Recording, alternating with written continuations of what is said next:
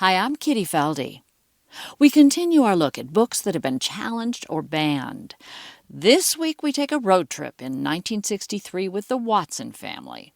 Christopher Paul Curtis's The Watsons Go to Birmingham 1963 has won the Newbery, the Coretta Scott King Honor Medal, showed up on the American Library Association's 10 Best Books list and the New York Times Best Books list. But the book was banned in Utah and challenged in Virginia. The reason? Parents complained about swearing and violence. Give a listen to this discussion and judge for yourself. It's the book club for kids. It's a book club for kids. It's the book club for kids. It's the book club for kids podcast. Hi, I'm Kitty Feldy. This week we take a road trip with a very special family. The Watsons Go to Birmingham 1963. The book touches on a tragic moment in American history, the bombing of the 16th Street Baptist Church.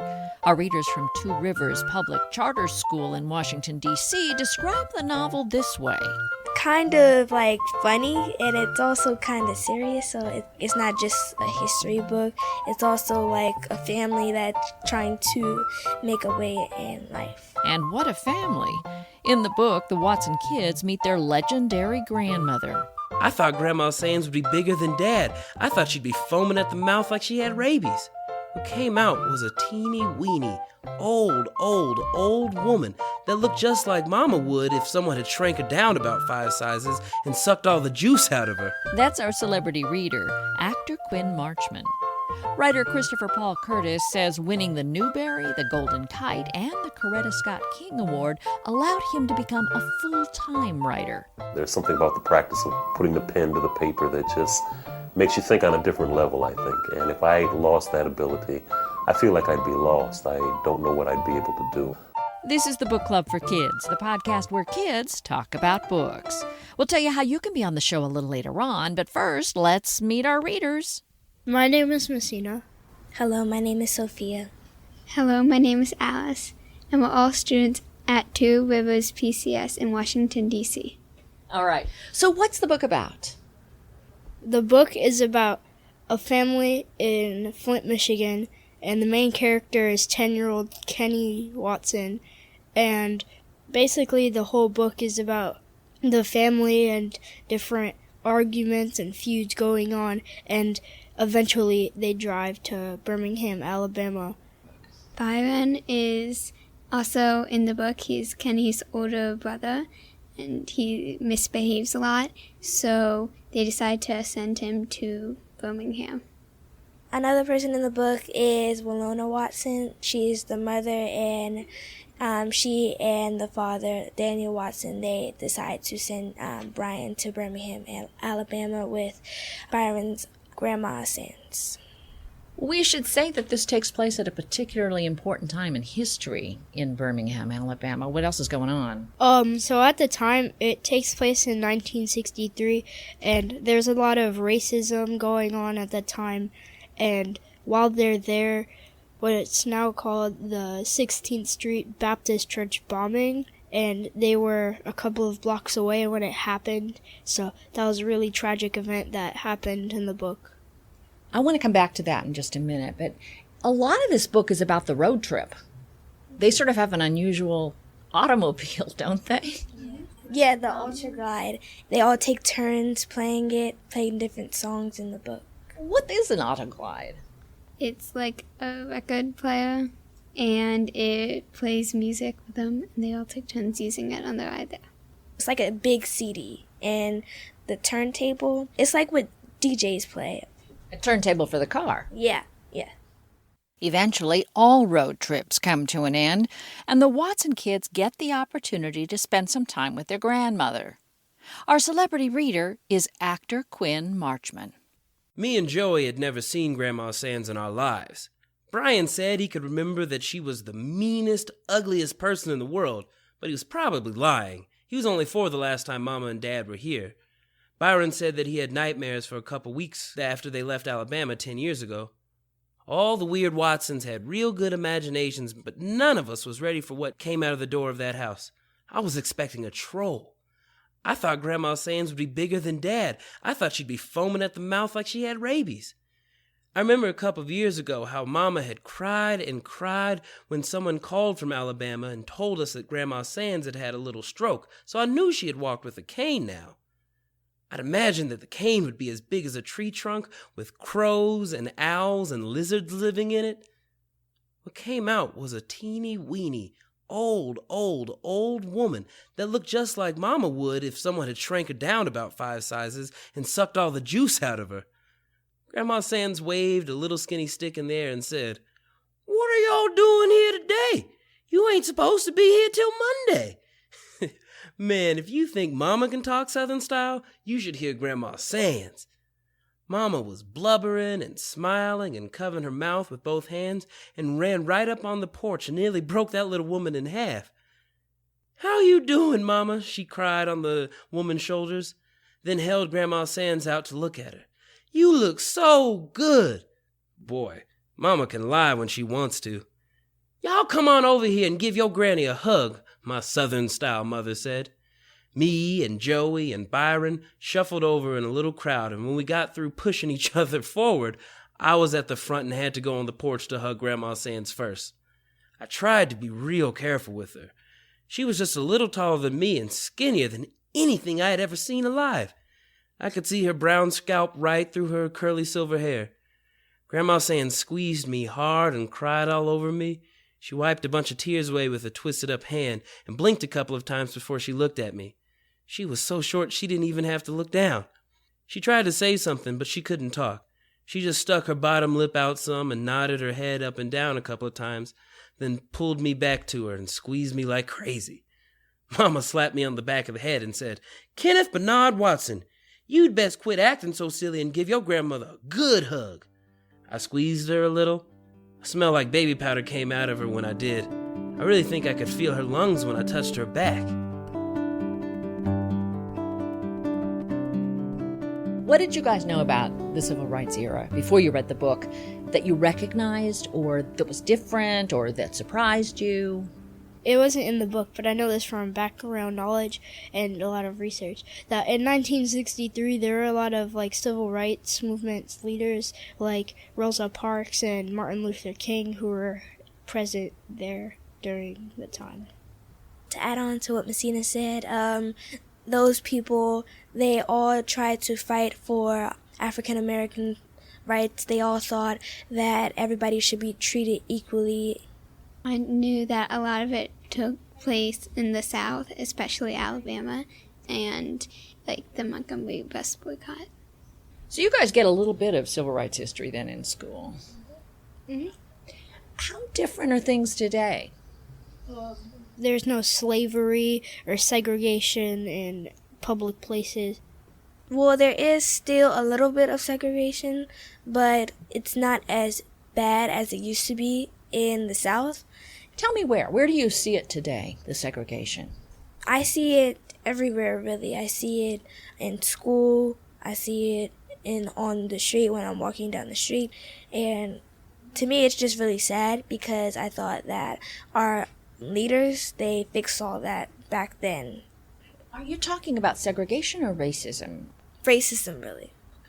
When you tell people the plot of this book, people kind of think it's, really serious and heavy.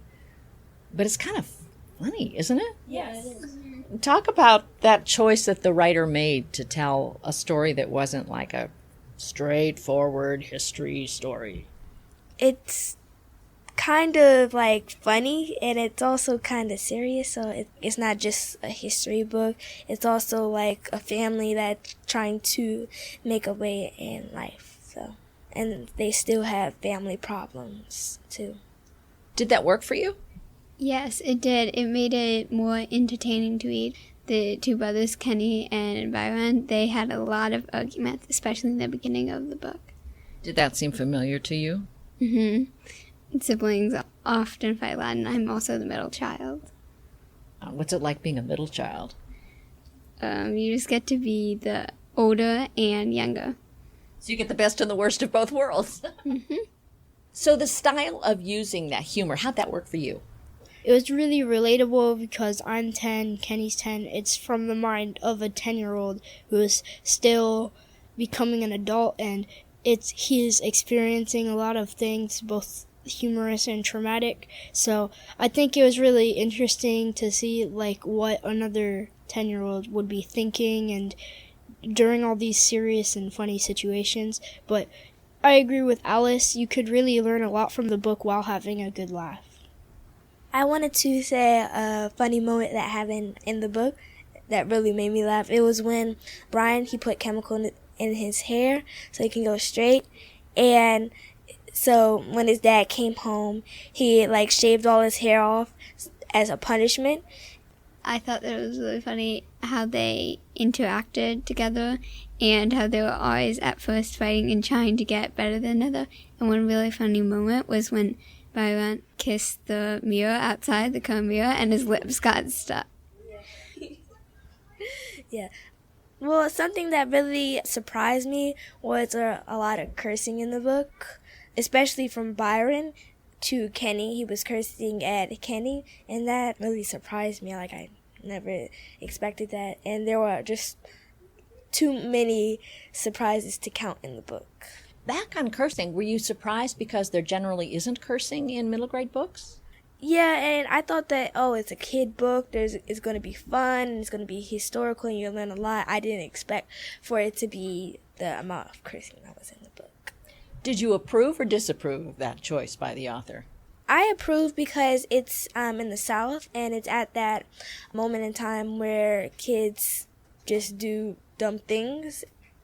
I guess even though some people might frown about it, it does make the book more realistic because it shows what teenagers would actually do, I guess. I think it adds more to Byron's personality, and they don't say any actual curse words, but they do a lot of bad things. So I take it you guys would recommend this book to kids? Yeah. Yes. Why? Sometimes I find books kind of boring, but this one really intrigued me because it taught me a lot of stuff that I didn't know about, and it taught me about racism, a lot of the world's issues, while it reminded me of my sister and my brother and how I argue with them a lot, and so it was very relatable and it was funny and it taught me a lot. I would recommend it because to me the characters are really deep and realistic. It's set in 1963. What are the things that have changed just in terms of technology, in terms of language, in terms of fashion, in terms of what from them to now? We do name our cars, but there's radios and not turntables in cars. The roads are a lot better. In the book, they have to use the bathroom in the woods and drive a really long time on bad roads. And to add on to Alice, there's no outdoor bathrooms. I forgot what they were called. Yeah, outhouses. Anything else about this book? I mean, the way it was written or... Figurative language, I saw a lot of that. The one I saw was a mile a minute, and my aunt told me that means you're talking really fast. So it made the book more realistic because they don't really say, oh, you're talking too fast in the South. They just say a mile a minute. When Kenny was in the lake with the wool poo or whatever it was called, when he said that he was in a couple of more seconds, he would have been as dead as a donut.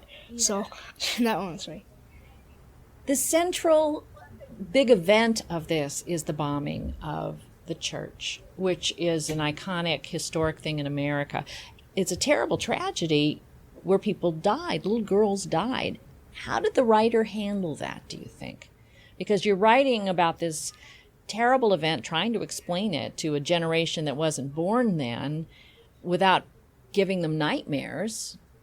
He didn't get into the disgusting details, how they passed away, but he wasn't too specific, but he did mention that did happen, and that really impacted the character Kenny because he was crying and he was emotional and he hid away because he saw two of them, and it's a really traumatic thing and it's really horrible to have to see that and deal with that at such a young age. So he did include it, and he wanted us to know about it so we could see how we can fix ourselves in the future and how we could be better as a community, but he didn't do it in a gruesome way. He went to the church and he also he thought that Joey might have been injured or dead, so he felt very bad about that, and that kind of let you know the deep feelings that some of the people then felt. We finally got the opportunity to talk to Christopher Paul Curtis about the Watsons Go to Birmingham 1963. So first of all, where the heck did the idea start for you? I can remember when I first went, got my job in the factory, and they walk you through the whole factory, and then they take you to where you're going to end up. And I looked, and the noise was like a wall. It was like a physical wall. It was so loud. And I looked, and there were guys that were asleep on the line. And I thought, how are you doing that? But then after being exposed to it for a while, next thing I knew, I was sleeping or reading or writing. And your mind is such a wonderful thing. It blanked everything out. I never even heard the sound. I lost track of time as I wrote. So the job that I had, we doubled up on, meaning we were supposed to do every other job, but we did every job for a set amount of time. So that gave me a 30-minute window in which to write or to read or to do whatever I wanted to do. So after you've been exposed to it for, I don't know, it's probably a year, I didn't even hear it. It's like living in a house next to the train tracks.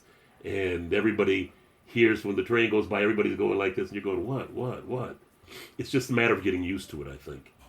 You give us one of the most memorable gadgets in kid-lit history. Tell us a little bit about that car record player. It was a real thing. Living in Flint, someone had broken in and stolen the radio out of my car, so I went to this place called Duke's Tape Shack. And I walked in, and there was this in-car record player kind of in a case. And so I did research about it. Actual thing. The problem with it was records out in a hot car, melt. So, the records would melt. Also, when you turn the corners, the needle would skip. And their solution to that was they started records with really deep grooves in them so the needle wouldn't come out. But it was an actual option that you could order on the 1957 Chrysler Imperial. So, that was a real thing. And that's one of the joys that I have with writing is taking things that are real and incorporating them into the story. Little known things like that. I don't think anybody had heard of an in-car record player other than the guy who invented it. One of the most remarkable things about this book is how you tell a wonderful family story set around one of the most tragic pieces of American history. How do you make that work? Sheer luck. It was sheer luck, Kitty. I started out just telling the story, and then I knew once they were going to Birmingham, once I started to write it, go back through and restructure everything so that Birmingham was the ultimate destination as opposed to Florida. I knew that I had to deal with the tragedy, and it'd be a really, really tricky thing to do because, I wasn't writing the books for children at that time. I just thought of it as a book narrated by a 10-year-old boy. I didn't think of it as a children's book. But I knew it'd be really hard to not become too melodramatic or too gory or whatever. So I thought the best thing to do would be to try to imagine it from a 10-year-old's point of view and look at it in the way that they look at it. And I know from having things happen, I saw a dog get hit by a car once when I was a little boy. And I can remember the way I felt about it and how my mind kind of shifted away from looking at what had happened. And I thought that would be kind of the thing that that's the way a 10-year-old would handle it. And from other things that have happened in life where you kind of blink out everything, I tried to describe that. Now, after 25 years, is there something you would have done differently in the book? Yeah, there is. Curtis says when he made class visits, he always read from chapter 1.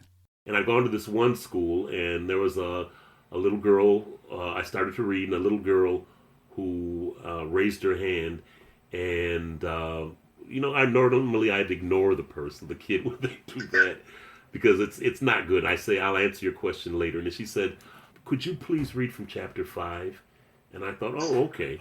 And so I started reading from chapter 5, and I didn't realize how much practice I'd had reading chapter 1, where I could go through it, and, I was very good at reading it. So I'm hemming and hawing along and reading this thing, and, trying to make sure I get my voice ready and all this. And then I get to, this is a part where Kenny wants to start swearing with Byron. And then so Byron cusses him out and says, stop it, and then kiss my aunt. And so I wrote it, and I'm sitting there and I'm reading. And, I'm sitting in this classroom with fifth graders, and they're all sitting at the edge of the seat going like this, and I'm reading and reading. And then I got to the part where it says, kiss my, and it's like one of those movies where everything just freezes for a second, and I looked at them, and I looked at the teacher, and I looked back at the kids, and the little girl says, go ahead, Mr. Curtis, say it. We know what the word is. And so I felt really bad that I had put teachers in a position where they're going to read something to the kids like that. And so what I did is I went through and had the same feeling, but I didn't use the actual word, as kind of an apology to teachers, I think it was, and to make it easier to read. Okay, so I think that we need to talk about our favorite books of all times. One book that I really liked was the Percy Jackson series. So that was really good, but if you want like more of a challenge, maybe Counting by Sevens, because that was really good. Why did you like Counting by Sevens? Because it was relatable, and the character was smart, and she had to go through a lot of issues that normal kids would have to go through, like popularity, and it was cool because she was really smart, and she had to go through a lot of stuff, like having to live with a new family in a garage, and it was intense. And we should say that Counting by Sevens is one of our book club episodes, and we'll have a link to it if you want to listen to it at our website, bookclubforkids.org. Okay, favorite book? My favorite book right now is Ain't I a Woman? And it's my favorite book because it's historical fiction, and it's about Sojourner Truth and like how she ran away from her master because she was a slave. And she ran away, and she was feeling all kinds of emotions, scared, nervous, like she thought she was going to die from running away. And it was just very emotional for me. One of the books that I really like is Wonder. I just feel like that's a really great book and has a really great message. We should also mention that that's another book club selection, and we'll have a link to that episode at our website, bookclubforkids.org. But tell me why you like Wonder. I like it because it's funny and it's realistic and you can relate to it. So, Christopher Paul Curtis, what is your favorite book? I think my favorite book of all time is Beloved by Toni Morrison. And it's because every time I read it, I pick up something new, something that I didn't understand before. I feel like I'm being rewarded for reading it because at the beginning, I understood nothing. I just didn't get the book. And then as time went on, I understand a little more and a little more. And I haven't read it in probably, 5 or 6 years. So this is a good reminder. I should read it again and see if I'm still progressing or if I'm falling back. What about you, Quinn Marchman? My favorite book in the whole wide world is a poetry book by Saul Williams called The Dead MC Scrolls. And it's really cool because he sets up this whole mythology about he was a graffiti tagger back in New York and found a secret subway tunnel. And inside this tunnel, he finds a spray paint can filled with these scrolls called the Dead MC Scrolls. And I think I read this book when I was like 13 years old. So it opened the world to me in terms of hip-hop as not just like an art form, but a philosophy. And I carried that around all over, hopping on the bus, just reading it in the back, rapping to the words on the page. And every once in a while, I'll find the book again somewhere in a pile of stuff, and it'll start the adventure over again for me. We'll have a list of everybody's favorite book at our website, bookclubforkids.org. And if you have a favorite book, you can be on the Book Club for Kids podcast too. Just give us a call at 424-209-2285 and tell us your first name, the city where you live, the name of your favorite book, and why you love it. That number again is 424-209-2285. Thanks to our producer, Ilse Setziel. Jonathan Jensen composed our theme with additional music from Charles Nillman. Our logo was created by Emma Steinkellner. Thanks to our writer, Christopher Paul Curtis, and our celebrity reader, Quinn Marchman. And thanks to our readers, Missima, Alice, and Sophia from Two Rivers Charter School in Washington, D.C., and their teacher, Antoinette Smith. We have a free newsletter with tips about how to get a kid to pick up a book. You can sign up at the website, bookclubforkids.org. And there is a free downloadable teacher's guide for this episode at that website, bookclubforkids.org. This episode is supported in part by the D.C. Commission on the Arts and Humanities, an agency supported in part by the National Endowment for the Arts, and by the Nora Roberts Foundation, and by a grant from the Capitol Hill Community Foundation, building a stronger and more caring community where families can flourish and every resident can share in a better future. And if you're looking to brush up your Spanish this summer and introduce some civics education in this election year, check out Estado de la Unión, the brand new Spanish version of the Fina Mendoza mystery, State of the Union, from Chesapeake Press. It goes on sale August 1st, but you can pre-order a copy right now. That is Estado de la Unión by Kitty Feldy, translated by Jorge Flores Gonzalez. I'm Kitty Feldy. Thanks so much for listening.